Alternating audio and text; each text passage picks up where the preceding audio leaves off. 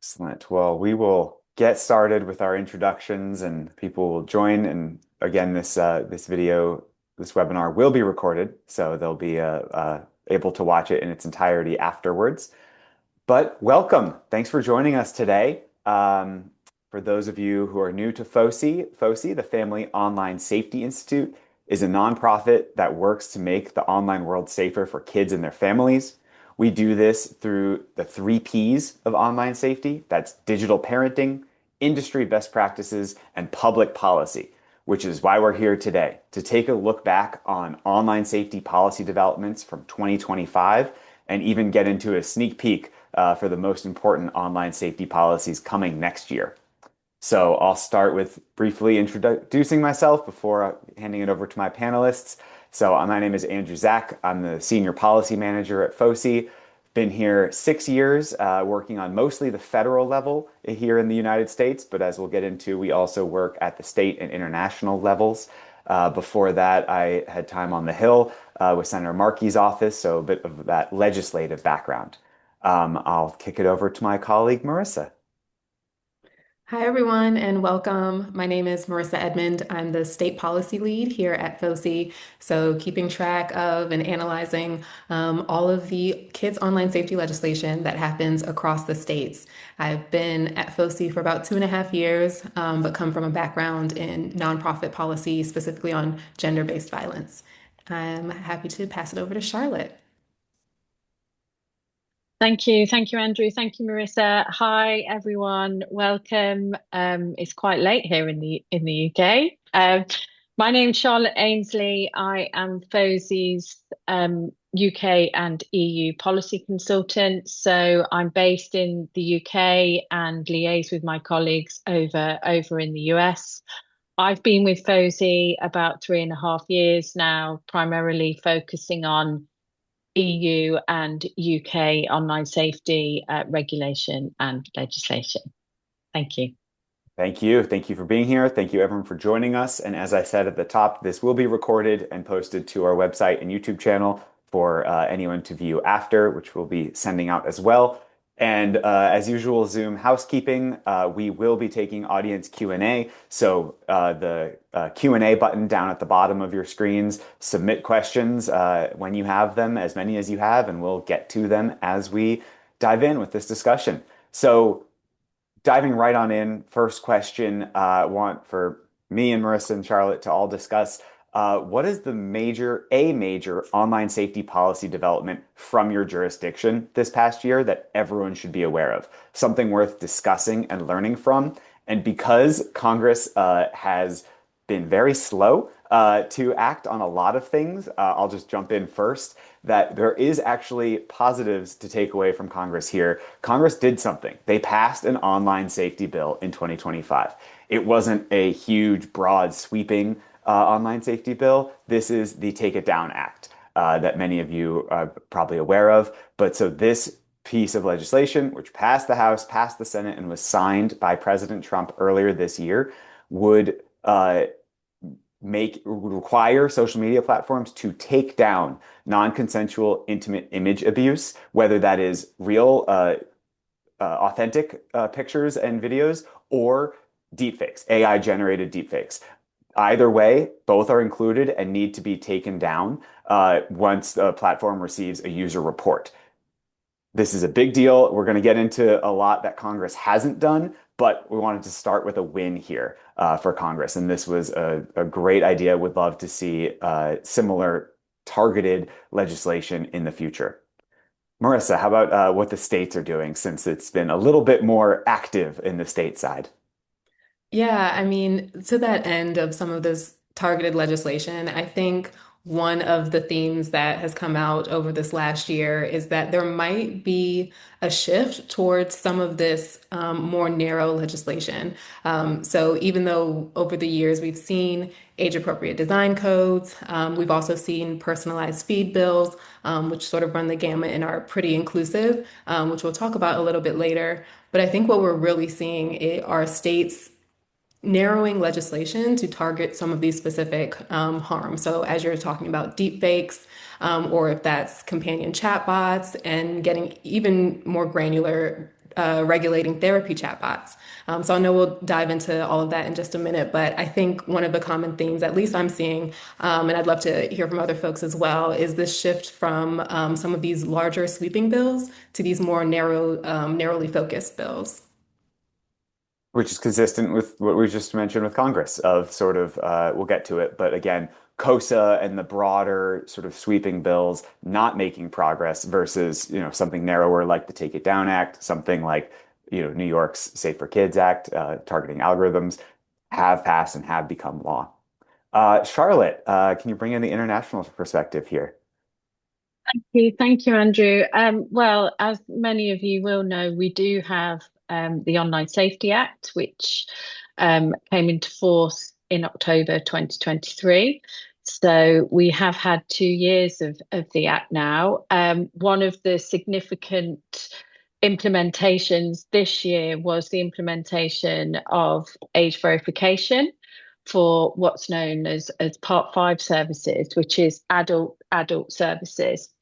And we saw that that came into force at the end of July of this year.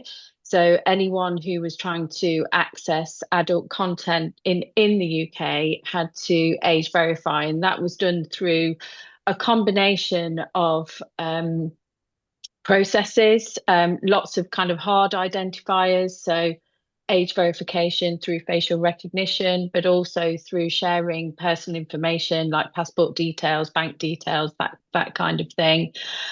We did see a significant increase in downloads of VPN services, and indeed, we've continued to see that increase.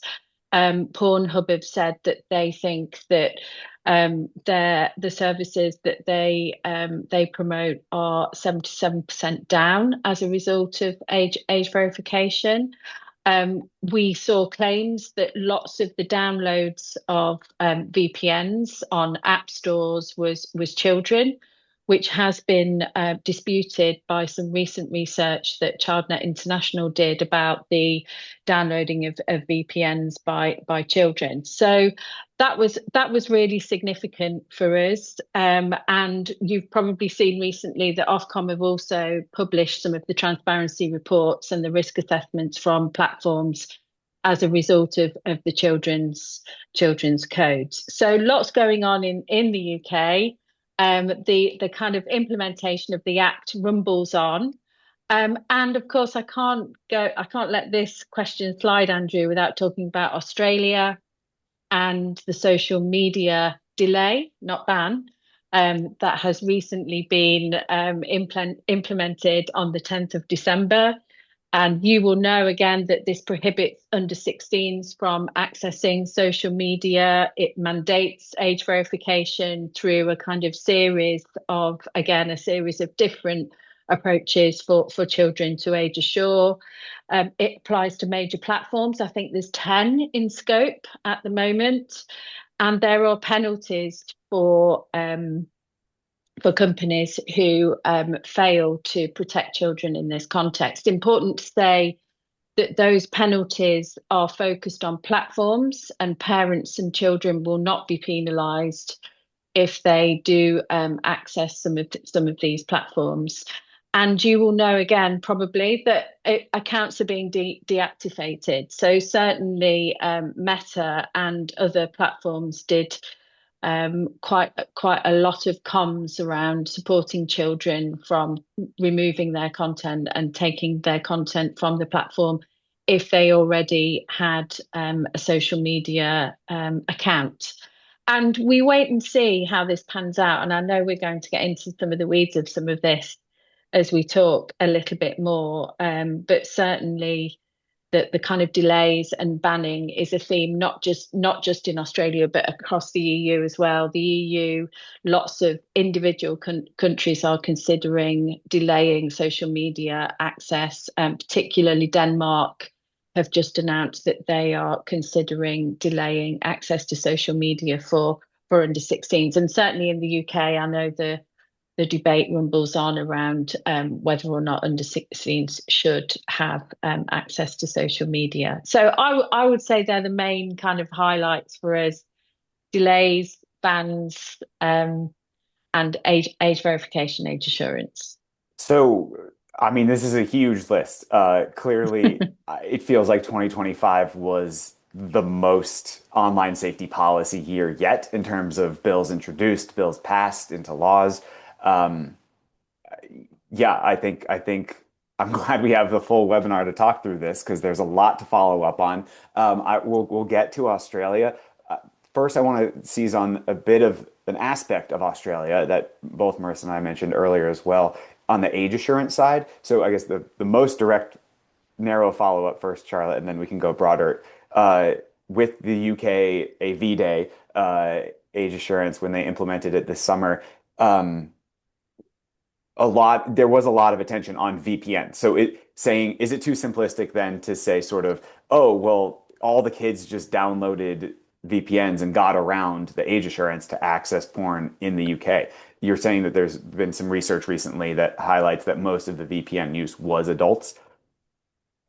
Yeah, so well, actually, the focus of the research was around children and young people. So ChildNet did some research, and they found that 23% of young people said they started using VPNs in the last 3 months. So this was between kind of when the Part 5 age verification was introduced and the kind of 3 months before that. The the only change in terms of percentage was that 21% of young people said they were using VPNs before that even started. So that's only a couple of percentage increase. And when the young people were asked about the reasons why they used VPNs, they said things like protecting their privacy. They also said things like accessing um, TV programs outside of kind of geographical limitations. So if they wanted to go somewhere and they wanted to watch some sports, for example, and they couldn't access that, that's when they would be turning to a VPN. They did talk about kind of trying to get around it with trying to get using VPNs to get around some of the systems that schools have in place and some of the restrictions on them from Wi-Fi that maybe was at home, but also potentially in school as well. So the spike that we heard about, it wasn't a significant difference. There was a very slight increase, but not a lot at all. And actually, most children, when they were asked, they talked about trying to use VPNs primarily to access content outside of geo restrictions rather than trying to access adult content. Okay, so VPN use is certainly an increase, certainly something to be aware of and try to solve for in the future, but wasn't an immediate widespread crisis Yes, from yeah, implementation. So, I mean yeah. that's a helpful takeaway. Especially thank you to those organizations for researching that. Bringing it back a little bit to the U.S., I know the one that has gotten a ton of attention here in Congress is the App Store Accountability Act that states have worked on as well, and some have passed and some have been challenged. Our sort of take at FOSI, we have a white paper that we'll share shortly. It's available on our website. Sort of highlights the faults with the App Store Accountability Act. And sure, we absolutely need improvements at the App Store level, at the phone level, at the platform level. We think age assurance everyone has a role to play in increasing age assurance in the ecosystem. And there have been whole conferences dedicated to age assurance. We don't want to spend this entire time on it, but we do have some core principles around it, including having age assurance be proportional to the risk, privacy preserving, free for the user, interoperable, highly effective. There's been a lot of writing on age assurance recently, but we basically want a holistic approach here, not just a simple one size fits all. It must happen at this level, the device level, the operating system level, the App Store level. And so we think that there's some existing flaws with the App Store Accountability Act, given where it places or mandates the level of age verification, at least in that is age verification as opposed to age assurance, which is the spectrum of choices of age assurance mechanisms. that vary in both privacy invasiveness, but also effectiveness.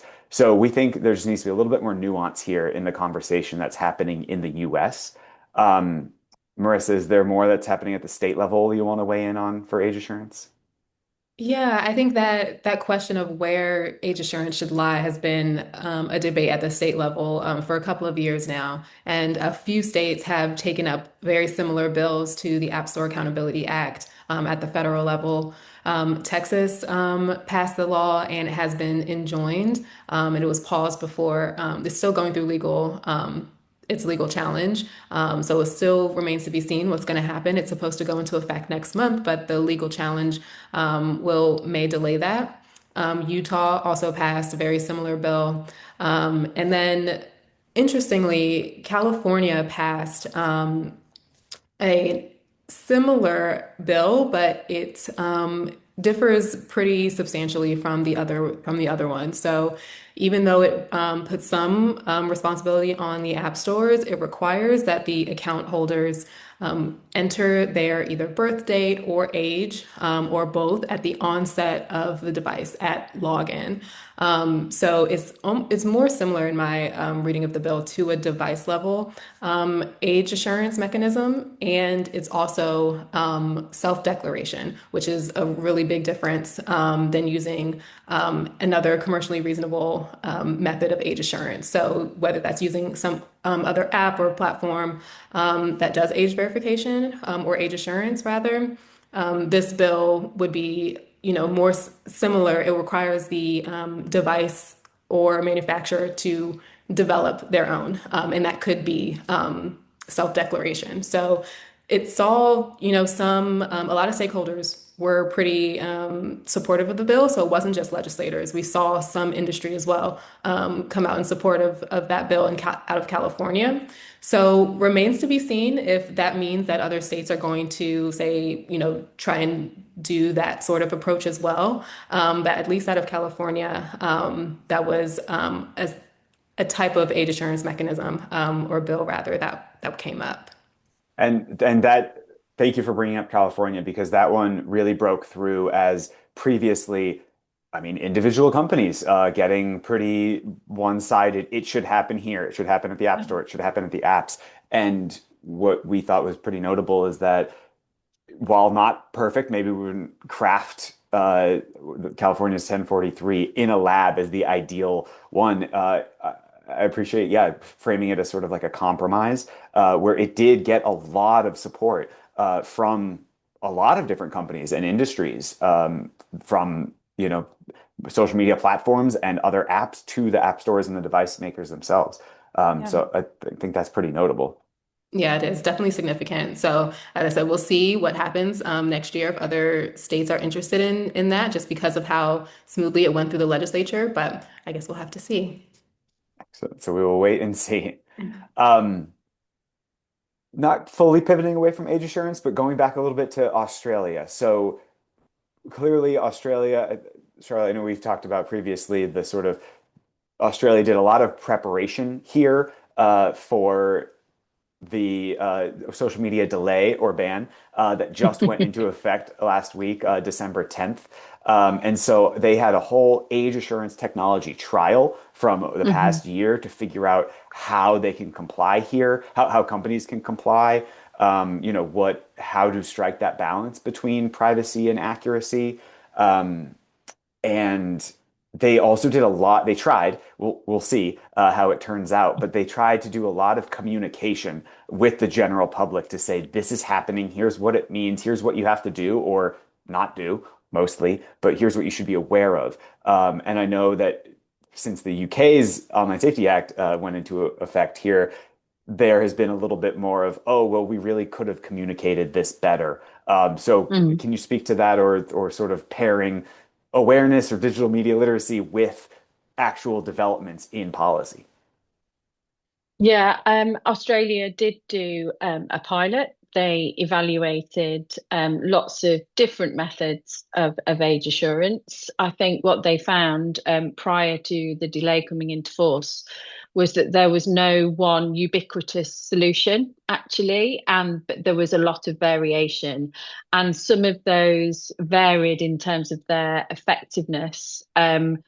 And what they found is that the kind of hard identifiers were the best way of actually making sure that children in particular saw age appropriate content. So official documentation, so things like bank cards, passports, etc., were found to be the most effective. There was some concern about the kind of data privacy aspects of sharing this kind of information, and I think that concern does remain. But it's something that everybody is trying to grapple with, the kind of balance between safety and privacy.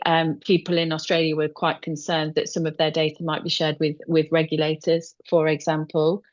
But what they did find overall that it was technically feasible to make sure that to implement age assurance. So it became something that they kind of hung their hat on.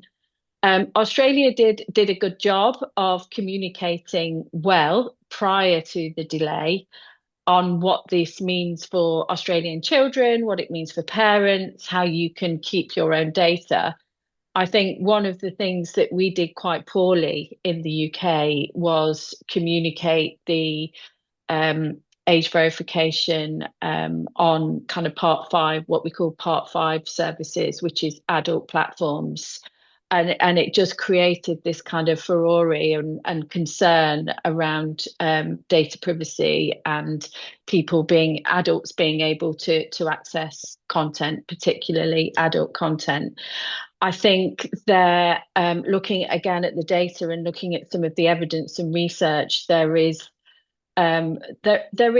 concern from all parties, from children, from parents, around the effectiveness of age assurance, and I think hence the reasons why we need to do really strong communications around why we're doing it, what the implications are, draw some analogies with the online offline world. Ofcom did do a film around the expectations of if you're going to buy alcohol, you show ID. And it's this exactly the same kind of principle if you're trying to access adult content in the UK. But it wasn't widely publicised. Hence, I think there was a little bit of a furore. And you're absolutely right, Andrew. It's imperative that the media literacy and the public awareness kind of underpins the introduction of age assurance, age verification. This is why we're doing it. Here's what it's going to do, and here's why we believe this is going to be effective. Because if we don't do that, I think it just creates concern and worry, and then people try and bypass the solutions that we're all trying really hard to put into place. Thank you. I really appreciate you expanding on that, and cues up perfectly the next point I want to bring in. And for those of you who know me, you know I'm not this scripted. This worked out very nicely with talking about communication around it, awareness around the ban or delay. So FOSI has, as some of you know, an online safety survey. It's ongoing. So every 6 months. 6 month after 6 month. So we're trying to get some longitudinal data and making it comparable to previous waves of this data. And our most recent one we included Australia, teens and parents just before the ban and delay went into effect. And then we're going to follow that up afterwards. So we'll get a sort of before and after comparison data that we're really excited about. The link is in the chat.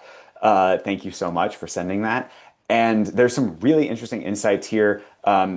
Obviously, when it compared Australia parents and family and teens versus US, because Australia is more prepared because they have this actually going into effect. So teens and parents in Australia say that they understand the ban and are aware of the ban, much higher rates than the US of a hypothetical one. There's a couple other key takeaways here about how much what they think, the confidence in, do you think this ban will be successful for under 16s of social media? So parents and teens have weighed in. Parents, teens in the US and Australia are pretty confident that they'll be able to get around this ban, this delay. So whatever age assurance methods are used, it varies based on age group, but about 50% of parents and teens think that the teens will be able to circumvent that. So that's going to be really interesting to see if that Mhm. is an overestimation of teens' tech savviness, or if that's about right and there's some real implementation problems. So I think there's people should check out that link. There's a ton that is still in there, as well as sort of phones in schools and screens in schools. There's a couple questions about that, including where phones are most acceptable. Generally, parking lot was the number one answer here, where most teens and parents think that it's totally fine to have phones in a school parking lot. And then the lowest one is classrooms. Maybe again, obviously, but nice to have the data to back that up. So we can get into that a little bit, but I know there's a couple other threads to pull here. Um, and Just yeah, please.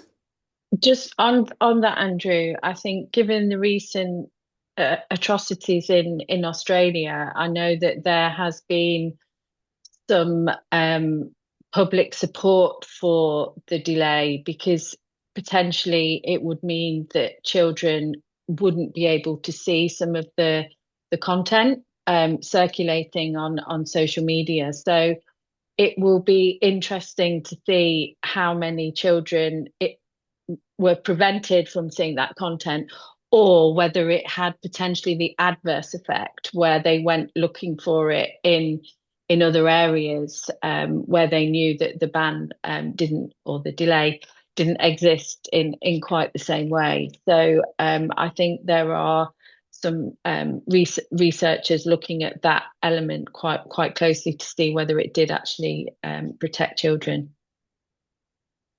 Fantastic. Thank you. Um, I could go on about this, but I think so. I think we've sent the link out for people to take a closer look. We're really excited to have this data out very timely as the ban delay goes into effect.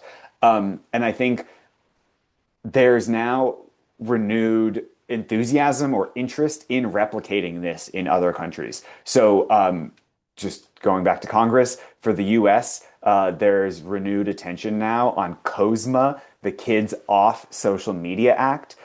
Is generating a lot more attention now to say, oh, look, Australia's doing this, shouldn't we?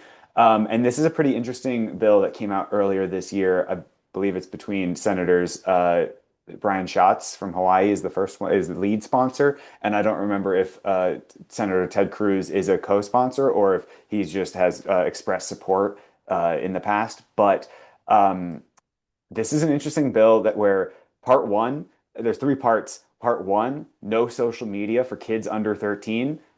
Yeah, that's fine. That's a good idea. And already the rules for most platforms. So that's totally fine to make that sort of, increasing the age to 16, like Australia, may have some more complications with those 14 and 15-year-olds. But for just saying no under 13s on social media, that makes a ton of sense. Part one. Part two, no algorithms for teens. So going above age 13 and not having algorithms be able to influence the teens' online experience. Good idea, but there's some caution here that I think Marissa can probably expand on as well, because just algorithms broadly are not necessarily bad. I know people are thinking of sort of a doom spiral or infinite scroll and just the content that's pushed to you. But an important part of online experiences is personalization and customization, and those are done with algorithms. So we just wanted to make sure and be really careful with COSMA if it progresses that their algorithmic display language is very clear about not limiting safety features, not limiting users, especially teens, ability to follow or block or mute or quiet or unfollow. All the customization controls that do make for safer online experiences. We want to make sure that those are still able to be preserved. And then part three of the bill is threatening to pull some school funding from schools that allow kids to access social media either on campus Wi-Fi, or on school devices.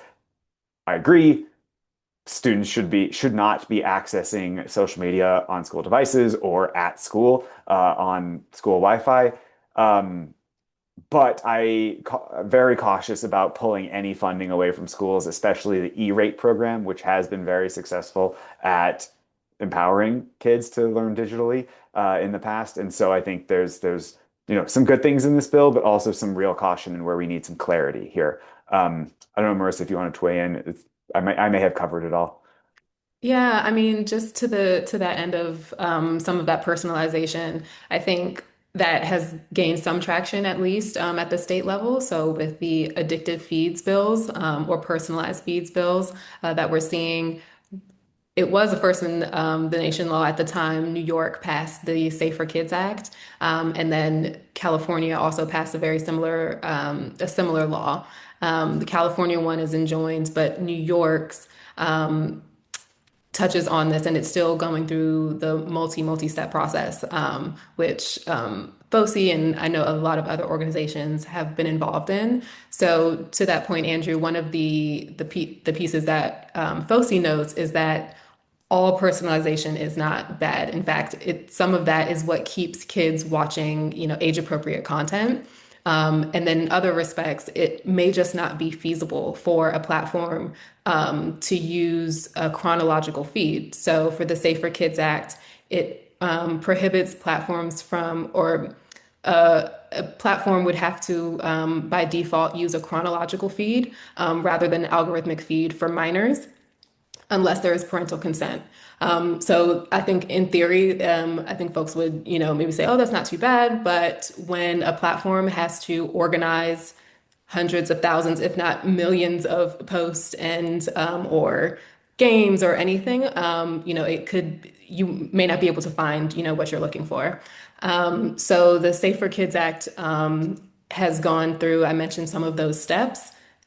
It was passed in 2024, and there was an open comment period on the bill text, and then that wrapped up last year. And then the New York Attorney General's office, who is responsible for implementing the rules around age assurance mechanisms, coming up with the rules and enforcement for the act, put out their proposed rules, and it included all of that, all of the comments that they received. So they took some of that feedback, put their proposed rules out, and then they had another comment period on their proposed rules, which just wrapped up on the 1st of this month.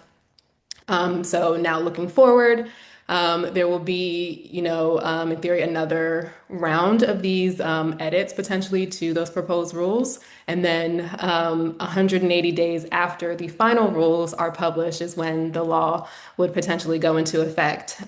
So as I mentioned, the California law mostly was enjoined. There are a few parts of the law that were able to stay, but we're seeing again, some of these laws come under that legal challenge. But I think what's unique about New York was this comment period, was the very, very detailed detailed rules that they put out regarding age assurance, and they collecting that public feedback. So I know a lot of you who are on this webinar now have participated in those comment periods. So we will see what happens with that in the next couple of months.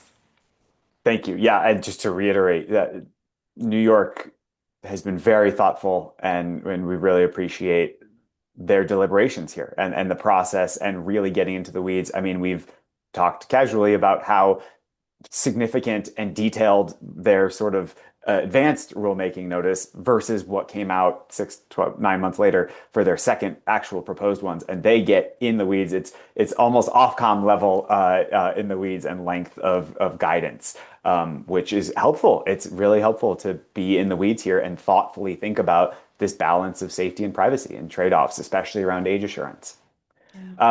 Before moving away from this, I just wanted to acknowledge, thank you, Arvind, for the question, which is Arvind leads a nonprofit organization in Delhi, India.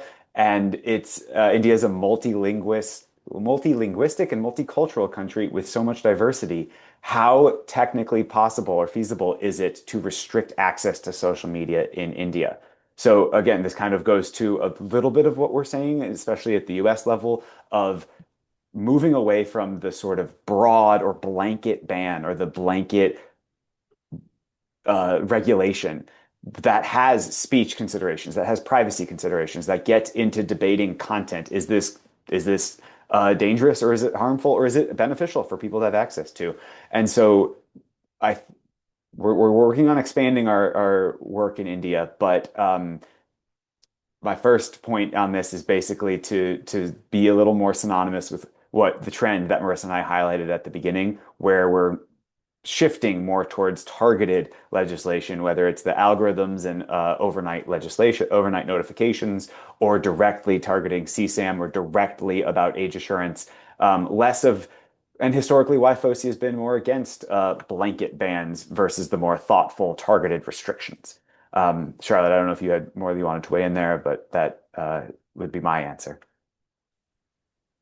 I think I think I will quote Stephen when he says we want to protect children on the internet, not from the internet. I think we definitely that's the FOSI approach. I think in short answer, there are it is technically feasible to protect young people, children, from social media. And I think the industry around age verification, age assurance is becoming more and more sophisticated every day. And there are some great solutions. Ofcom have written a paper on highly effective age assurance, and that's the terminology that's used within the Online Safety Act.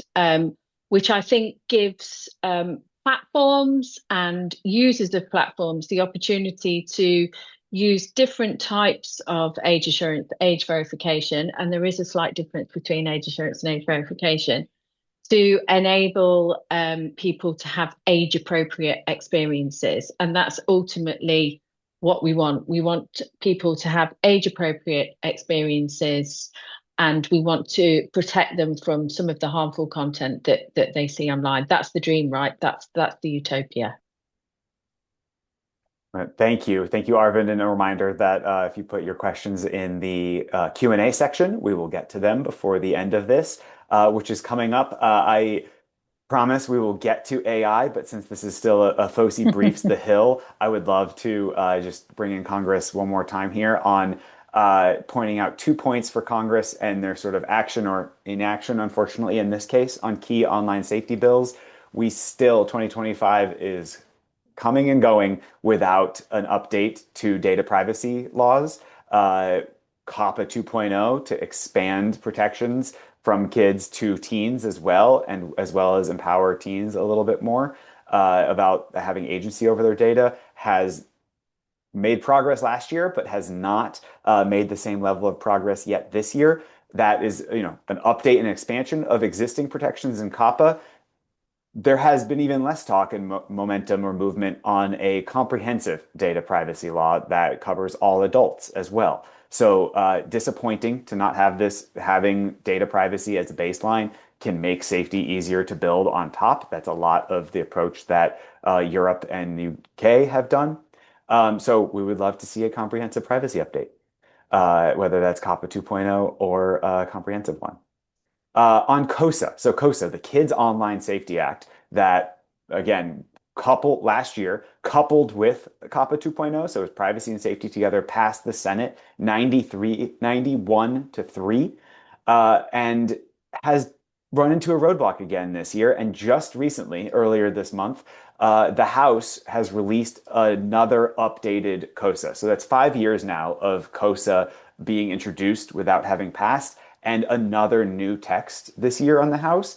And there are pros and cons here. So COSA, Kids Online Safety Act, previously the duty of care provision, where online platforms had a duty of care, would have had a duty of care to prevent certain harms from impacting children on their platforms.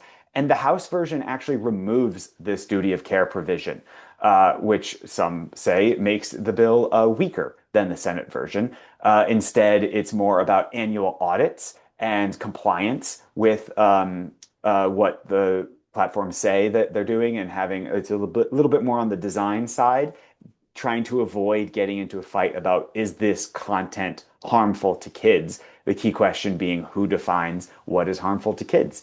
And so while the House version might be weaker, there should also be fewer freedom of speech or constitutional concerns without this duty of care that's open to interpretation. So the House version may actually hold up better to legal scrutiny, which would be a positive to have an online safety law actually be implemented instead of held up in court. There's one concerning, well, multiple, but the biggest concerning point here is that the new House COSA has a very broad relates to preemption standard. And so this means that with how broad it is, we're worried about the unintended consequences for online safety, privacy, safety, and AI laws in the states aimed at keeping kids safe. And so preemption is certainly a good thing to some extent. Ideally, the federal law sets a baseline standard that states can go a little bit higher above if they want, without too drastically different here. So we just don't want this preemption language to be super overly broad and dramatically limit what states can do, especially as we get into AI, which we're turning to now.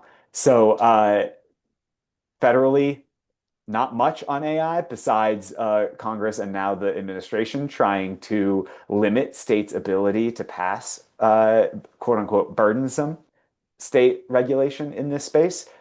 The rest of the states are doing a lot here. Can you jump in? I know please. Yeah. Thank you. Yeah, absolutely. So, I mean, generative AI and regulating that at the state level has been incredibly popular. So we've seen California, New York, Utah, and Maine pass laws to regulate, for the most part, companion chatbots.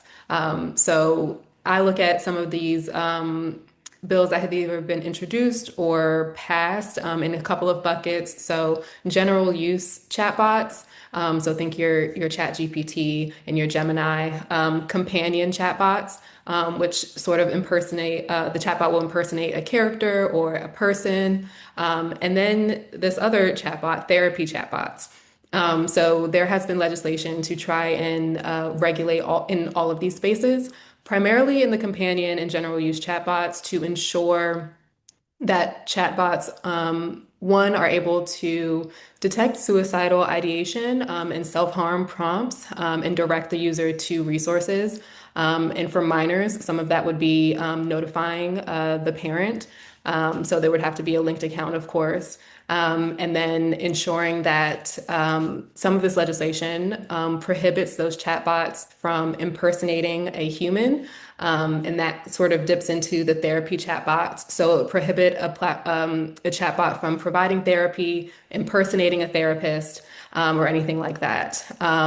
There's also one of the, I think, most widely used, I think, pieces of legislation is the disclosure and transparency. So making sure that it is evident to the user that you are not speaking to a human. I think this is trying to get to, of course, for minors, some of these parasocial relationships that are developing with, that some children might be developing with chatbots.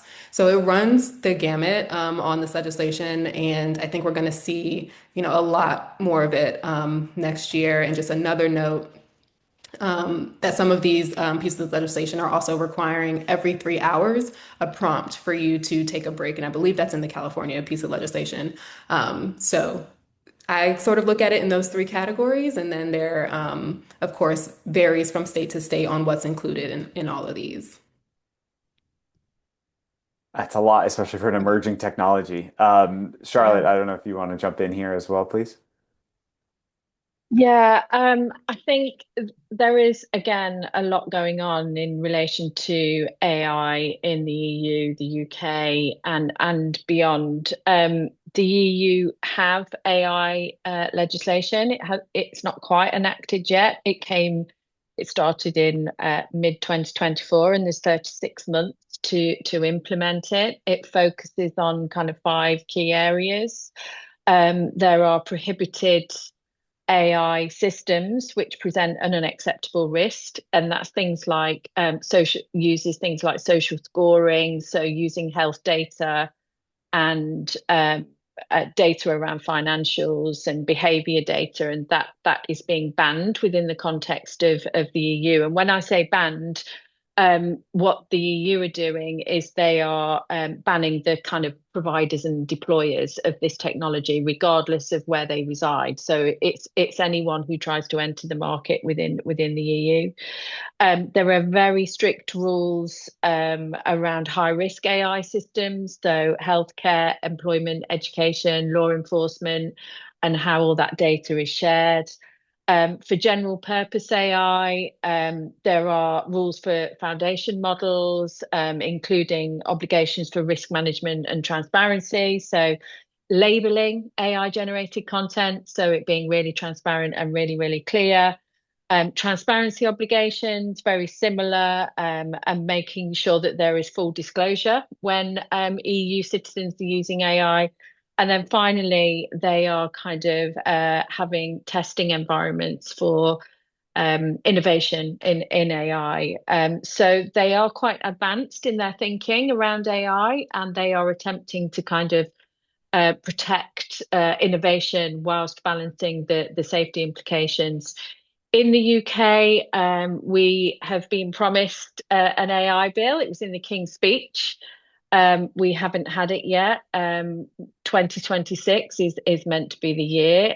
AI at the moment has been kind of shoehorned into other legislation. So one of the recent data bills that's been going through the House has been strongly debated around kind of copyright, intellectual property, data protection, particularly for example, musicians' work, and making sure that you can't just scrape the content and kind of rehash it as your own work. So at the moment, there is also a focus on, again, some of the high risks. So CSAM content that's AI generated, and making sure that we protect, again, children, and we minimize the impact of harm.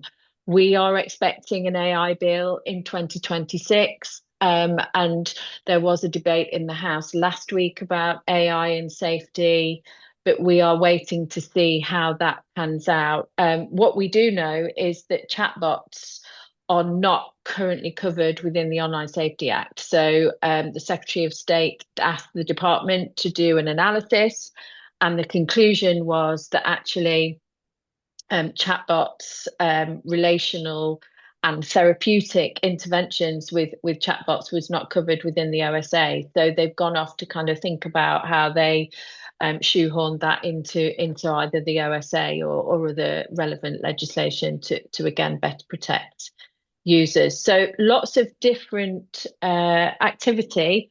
I don't think we've got one set of standards or a bill that will do it all, but I think this is something certainly that is going to be a focus of discussion for the next 12 months for sure.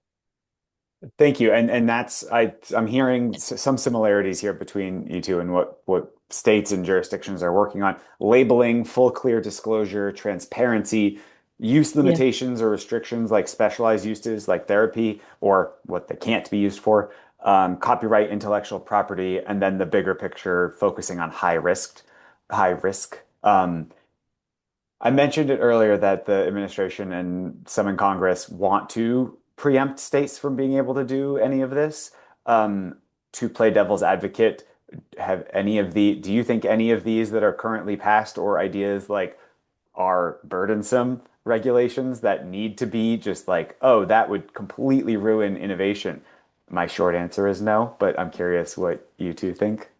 Yeah, I'd agree. I think that to the point of very narrowly focused, addressing specific harms, I think that's exactly what some of this legislation does, Mhm. is really trying to get at one particular space in kids' online safety, companion chatbots, and then even within Mm. that, only when certain types of it's trying to address certain types of behavior. So one, alerting a parent to if their child is inputting something that relates to self-harm or suicidal ideation, and then again, a very specific potential harm of the overuse of a chatbot and creating those parasocial relationships. So I would agree that I don't think that those particular I don't think that those particular pieces of legislation prohibit innovation.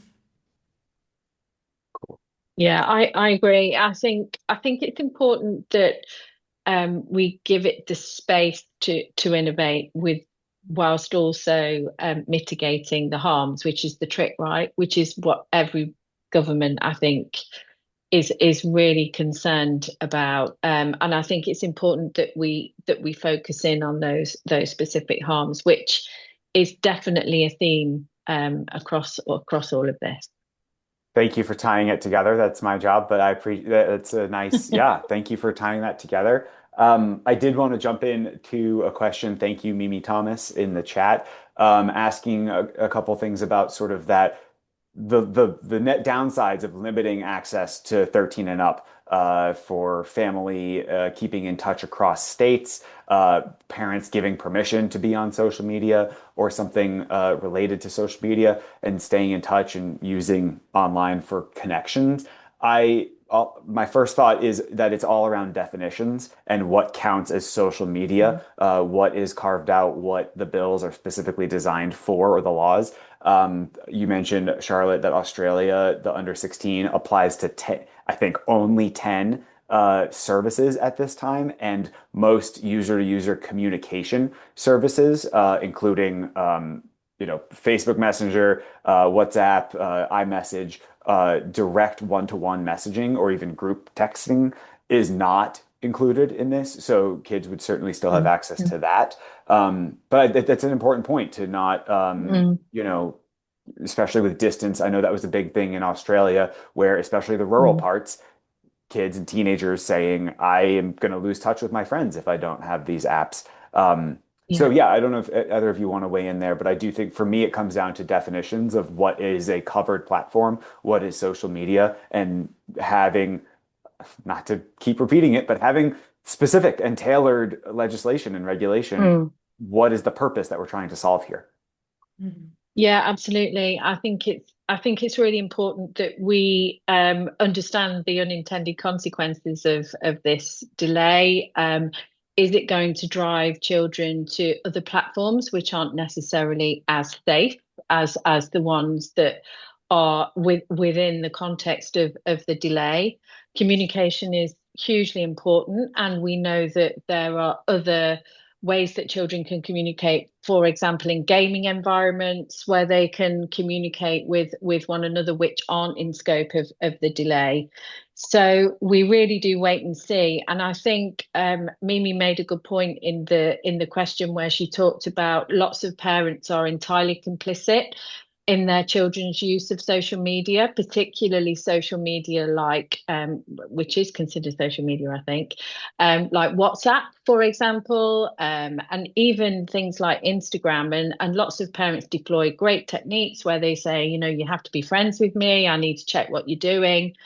I certainly wouldn't want to take that agency away from parents. They play a crucial role, but I think we are all very concerned with the impact of social media on children's well-being and mental health. So we wait and see the implications of the delay in Australia, but I certainly think that parents play a pivotal role and they should essentially get to make informed decisions about their children's use. Yeah. And it's been said, but the delay doesn't automatically make online world safer. So there still needs to be, protections for kids even when they become of age to enter social media. So I think we want it to solve everything, but that's not necessarily the case. Thank you both, and thank you for the question. I know we only have 5 minutes left, so we're going to work to wrap it up. I want to try to, I'm not an expert here, but I want to try to answer another question from Matthew Ryan about the distinction between harmful or risky content versus advertisements, and how that weighs in from a legislative or advocacy perspective of, a harmful, misleading, dangerous ad that a kid might see versus content, or more organic content. The first points that I'll point you to are BBB National Programs KRU, Children's Advertising Review Unit, CARU, does a lot of great work on this, and especially around how AI is, transforming the advertising space and the digital advertising space. So they may have a little bit more information for you. My first answer, doing my best as not an advertising expert here, is that yeah, yes, that certainly matters. And that's another place where if platforms are receiving this paid and promoted speech, they should have a lot more clear information about where that's going, why, to who. And so I think age assurance that's not going to solve it all, but that does factor in there. If you know the age of your user and you're advertising an 18 plus product to a 16-year-old, that's inappropriate. And that shouldn't happen for the advertiser or for the kid. That's a lose-lose if that does happen. So I don't know if either of you want to weigh in before we get to our final question here about looking ahead. Um, I see Marissa Yeah. nodding. I think no, go on, Marissa, you go. Oh, just quickly, I do think there is a distinction, and at least on the state level, some of the privacy bills do get to some of that advertisement. So prohibiting targeted advertisement for minors. And now, as Andrew mentioned, that does get a little bit trickier when it comes to like influencers and the content that they're promoting if they're have brand deals and things like that. But I do think that has been more successful than at least some of the harmful content because that is almost always going to come up against First Amendment and free speech concerns. So I have seen that be more effective, at least targeted advertising in the privacy space. So again, as the not advertising or privacy expert. Thank you. And yeah, thank you. I meant to mention COPPA 2.0 and other privacy laws that or bills that are working on that to make it a little more clear about targeted versus contextual advertising. Um, we're flying by. I do want to ask, as we do at the end of every year, look ahead to the new year. So curious what stand out to you two as trends or predictions for what we're going to see a lot of in the online safety policy space in the next year, which is in 2 weeks. And we have about 2 minutes for it. My very quick ones on Congress are we're going to see privacy again. We're going to see COSA again, depending on which House versus Senate now. And there hopefully will be some efforts around AI, but that has not been very clear. So that's from me for Congress. Go ahead, Marissa. From the States, I can't overstate just the intention to generative AI that's going to come up. We've already had a handful of states drop bills that they plan to work on next year. And then some other states saying that even if the bills have been dropped, that they're getting ready to pass legislation targeting companion chatbots, therapy chatbots, and other generative AI. I would also think cell phone bans in schools is going to be continue to be a topic. So I think we're at 35 states now who have regulated cell phones in schools, and I think other states are going to follow. Yeah, I can't really disagree with any of that. I think it's AI for next year, and also I wouldn't be surprised if we see discussions around delaying access to social media as well, and certainly the banning of smartphones in schools, which most schools do anyway. So I do think that is a little bit of a red herring. But certainly, I think we'll see that. I also think we'll see potentially a kind of reinvigoration of the sort of lawful but awful content. So some of the non-consensual intimate imagery and a focus on blocking access to that content that sometimes, well, it is illegal, but it's not quite complicated. But I think that will be reinvigorated as well. So much to look forward to, so much to track, and we'll do it all again next year in the new year.